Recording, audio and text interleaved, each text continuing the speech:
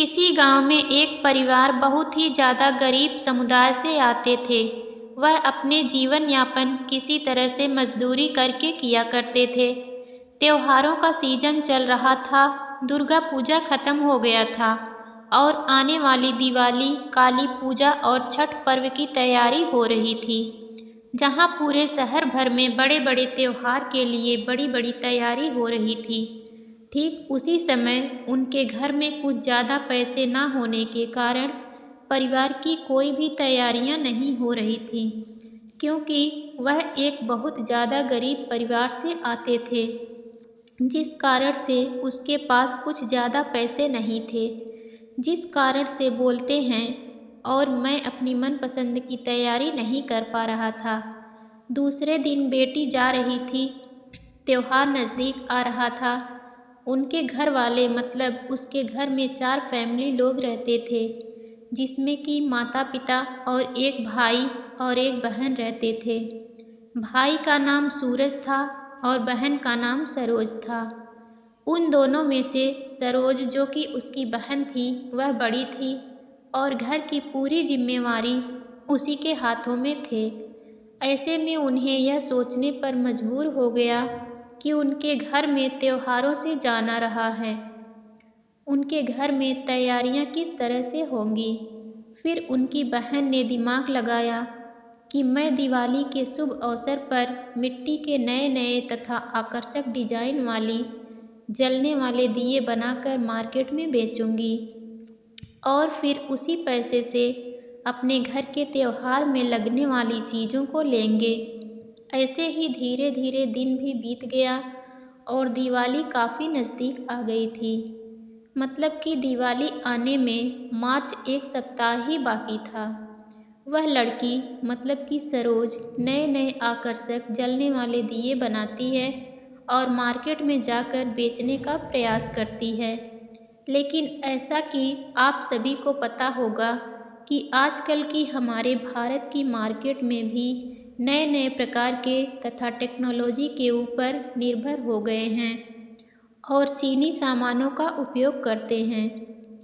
ऐसे में आप सभी को यह पता होगा कि लोग अपने घरों में नए नए लाइट जलाने का प्रयास करते हैं और नए नए रंगीन बल्ब जलाने का प्रयास करते हैं। लेकिन जो हमारा प्राकृतिक मिट्टी का दिया होता है, उसे बहुत कम ही लोग इस्तेमाल करते हैं। उसके बाद उसकी बहन सरोज मार्केट में रोज़ जाती थी दिया बेचने के लिए, लेकिन उसे सफलता नहीं मिल रही थी। धीरे धीरे त्योहार भी नज़दीक आ रहा था। उसके घर का खर्च चलाने के लिए पैसे भी नहीं हो पा रहे थे, उसके दिए बेचकर कमाने से है। ऐसे में दोनों भाई बहन सूरज और सरोज को यह चिंता सताने लगी थी कि उनके आने वाले जीवन में बढ़ाने वाले त्योहारों में घर का खर्चा कैसे चलेगा। एक दिन की बात है, जब वह सड़क किनारे मार्केट में दिया का दुकान लगाकर बेच रही थी, तो एक बच्चा उसके सामने वाली रोड में गुजर रहा था और आगे से गाड़ी बहुत ही स्पीड से आ रही थी।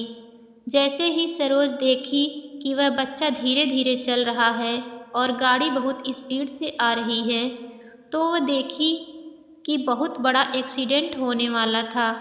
सरोज दूर से ही यह सब कुछ मन ही मन देख रही थी और दुखी हो रही थी, लेकिन गाड़ी की स्पीड कम होने का नाम ही नहीं ले रही थी, जिस कारण से गाड़ी बच्चों के नज़दीक पहुंचने वाले थे कि सरोज दौड़कर जाती है, उस बच्चे को बचा लेती है।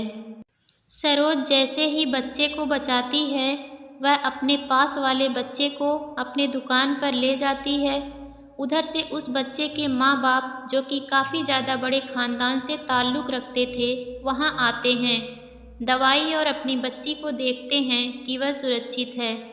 तभी आसपास के लोग उन्हें बताते हैं कि आपकी बेटी तो अभी बहुत बड़ा एक्सीडेंट हो जाता है, लेकिन भगवान का लाख लाख शुक्र है कि यह लड़की सरोज आई है, उसे बचा लिया।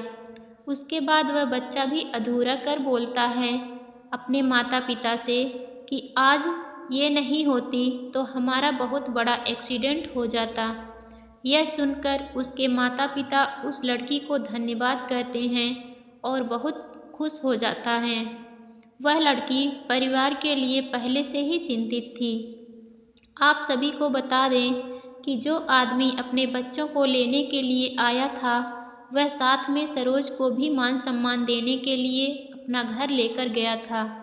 वह व्यक्ति अपने घर ले जाकर उसकी काफ़ी ज़्यादा मान सम्मान दिया, खाना खिलाया, अच्छा व्यंजन खिलाया और फिर उसके बाद उन्हें बहुत सारे पैसे भी दिए इनाम के तौर पर, क्योंकि वह व्यक्ति जिसकी बेटी का एक्सीडेंट होने वाला था वह काफ़ी ज़्यादा बड़ा आदमी था और पैसा उसके लिए कोई बड़ी बात नहीं थी।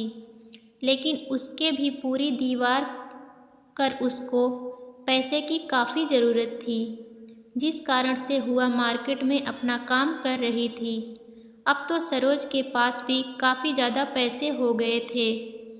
राम ने लगभग उसे 1 लाख रुपए मिले थे, जिसको आपने जगत के सम्मान के लिए खरीदारी करने गया और उसका त्यौहार खुशी खुशी अपने परिवार वालों के साथ मनाया गया था।